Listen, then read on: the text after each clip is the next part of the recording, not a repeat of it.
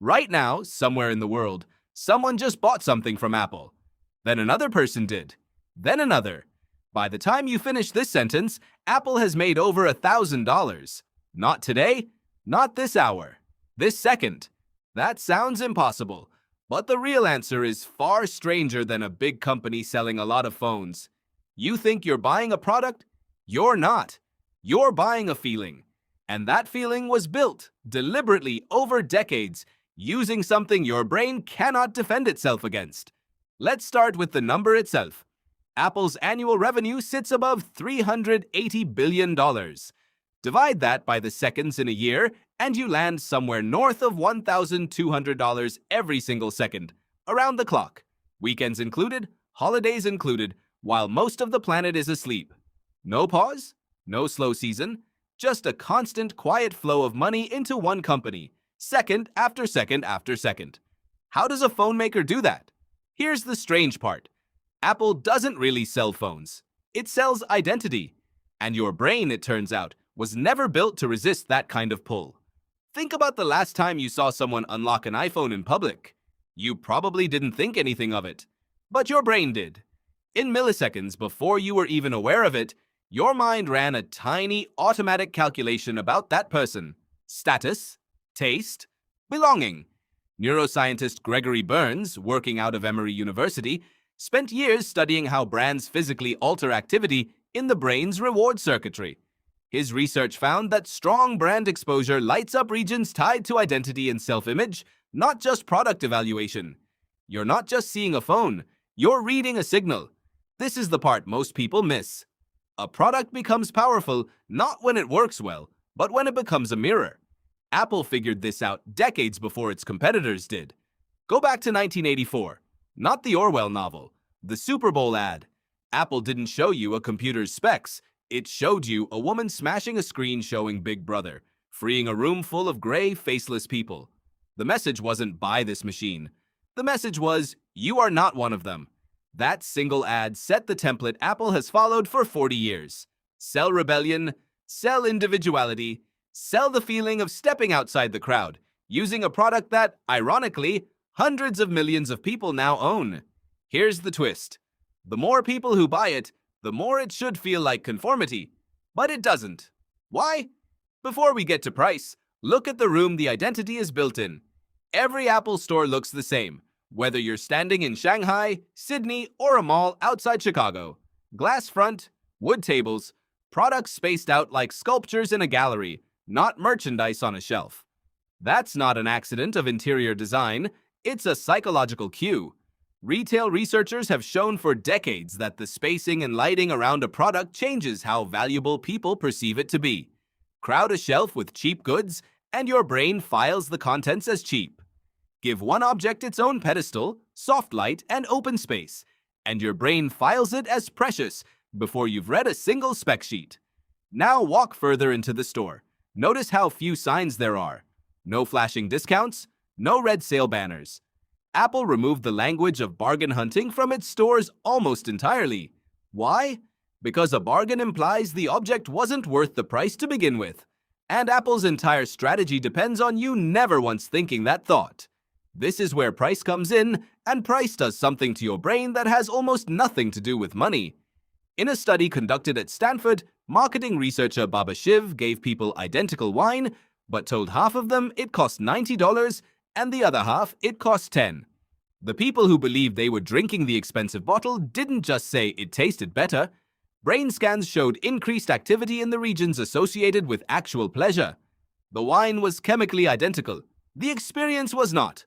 Price rewired the sensation itself. Apple prices its products high, and it does this on purpose. A high price doesn't just cover manufacturing, it manufactures desire.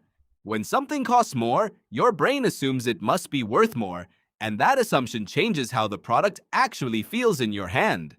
This is why an aluminum rectangle can feel more satisfying than a nearly identical rectangle from a competitor selling for half the price. Your brain isn't lying to you. It's just responding to a signal it was never designed to distrust. But price alone doesn't explain the loyalty. Something deeper is happening, something almost tribal. In 2004, neuroscientist Reed Montague ran a now famous experiment. He gave people Coke and Pepsi in a blind taste test while scanning their brains. Without labels, preferences were split almost evenly.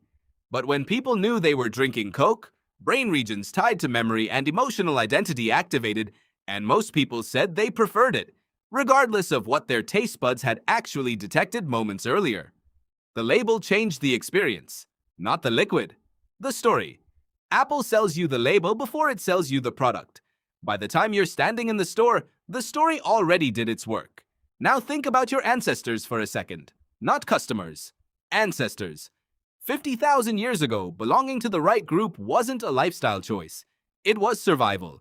The people who successfully signaled loyalty to their tribe got protection, food, mates, safety.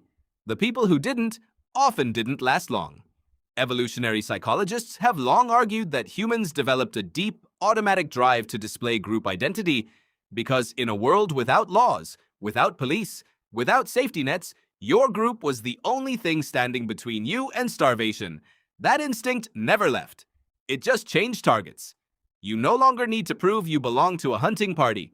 Now you prove it with a laptop lid, a phone case, a small glowing logo on the back of a device. The mechanism is ancient. Only the symbol changed. Anthropologists studying small-scale societies have documented this pattern again and again. Costly, visible signals of belonging, whether scarification, particular hairstyles, or specific ornaments, functioned as a kind of ancient advertising. They told the group, silently and instantly, who you were and where your loyalties sat. A person didn't need to explain themselves. The signal did the explaining. And crucially, the more effort or expense a signal required, the more trustworthy it was seen to be, because a poor imitation, a cheap fake, couldn't afford the same cost. That principle, known among researchers as costly signaling, still governs enormous parts of modern consumer behavior. An expensive product isn't just expensive, it's a signal that's hard to fake, and therefore hard to ignore. This is why an Apple logo can feel like more than decoration. It's a modern tribal marker, doing the same evolutionary job that face paint and clan tattoos did thousands of years ago. And once a symbol becomes tribal, price stops being the main decision driver. Loyalty takes over. That's the second engine behind the $1,000 a second. Not persuasion, retention. Apple's ecosystem is built so that once you own one device, leaving becomes expensive in a way that has nothing to do with money. Your photos live there. Your messages sync there. Your watch talks to your phone talks to your laptop talks to your headphones. Every additional device doesn't just add convenience, it adds cost to leaving. Behavioral economists call this a switching cost, and Apple did not stumble into it by accident. Every product launch for the last 15 years has quietly deepened the web. It's not a trap in the sinister sense, it's simply friction, engineered friction, aimed at one target: your inertia. Consider what actually happens if you decide to leave. It's rarely one decision, it's dozens. Your messages, tied to an identity that doesn't transfer cleanly. Your photo library, built over a decade, formatted in a way that makes moving it a chore. Your family group chat, still green bubbled if you switch. A small visual marker that, again, taps directly into that ancient tribal signaling system. Leaving doesn't just cost money. It costs identity, memory, and belonging, all at once. Few people sit down and consciously calculate this. They just feel a vague resistance, a sense that switching would be a hassle, and they stay. That vague feeling is the product of years of careful design, and inertia is one of the most reliable forces in human decision-making. Columbia Business School researcher Sheena Iyengar spent years studying choice, and one of her most cited findings is almost embarrassingly simple. The fewer decisions people have to make, the more satisfied they tend to feel with the outcome. Apple's entire ecosystem is engineered around removing decisions. One store, one charger format, until recently forced to change by regulation, one design language across every product line. Less choice, less friction, more revenue, delivered quietly, every second, all day, every day. So when you picture that number again, over $1,000 every second, it stops looking like a company simply selling well-made electronics. It starts looking like the most successful applied psychology experiment in modern history. Ancient tribal signaling, price-driven pleasure responses, brand-driven memory distortion, engineered inertia, all aimed, second by second, at a nervous system that evolved for a world with no phones at all. Multiply this across roughly 2 billion active devices worldwide, each one quietly reinforcing the same loop day after day, year after year, and the $1,000 a second figure stops looking mysterious. It looks almost inevitable.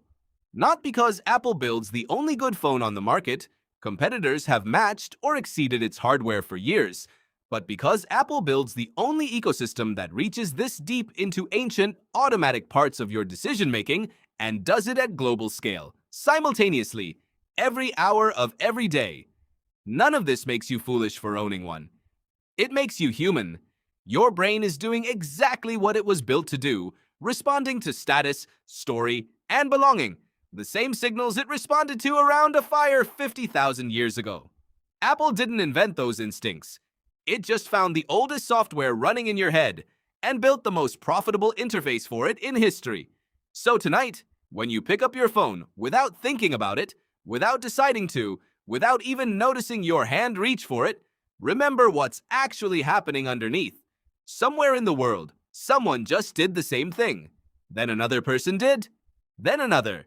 And in the time it took you to read this sentence, Apple made another $1,000.